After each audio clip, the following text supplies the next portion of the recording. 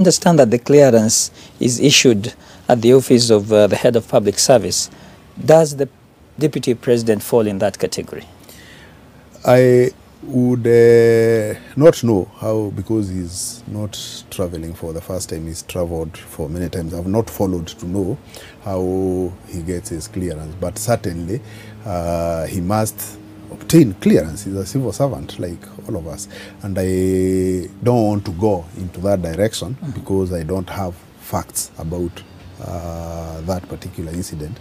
But I would expect that whenever there is such a travel, common sense would tell me that you require to have certain level of clearance, and certainly from the head of state, I would imagine.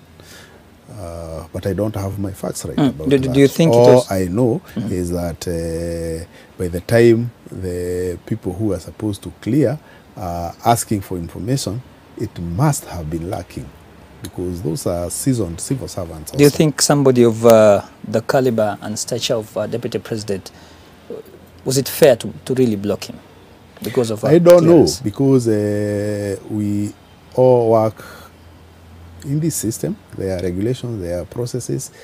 I don't know why it is difficult to get the requisite clearance. I'm sure it's not the first time for that travel. But really, Salim, that discussion is beyond my paycheck. All I need to say is that we, as the Ministry of Interior, had nothing to do with the blocking of the deputy. Why then were you mentioned? I mean, why because Interior? It's fashionable to do so, and because it's people who want to seek public sympathy. Salim, sometimes people get into problems over very small things, and when they get into problems, they find it very fair and fashionable to blame us. I'll give you examples of things you know. Before you hold a public meeting in this country, there are regulations here. We didn't create them, we found them. That you will need to go to the nearest police station, inform the OCS, so that they give you clearance. Why would you then have a problem with that?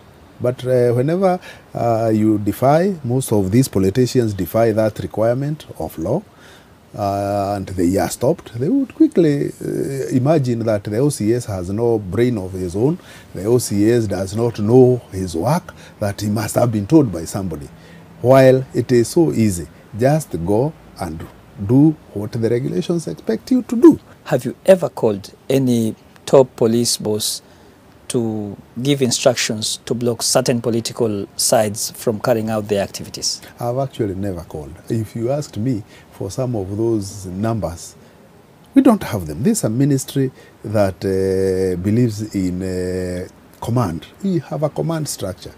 If, for example, I wanted to communicate something of security, I will not go and call an OCS.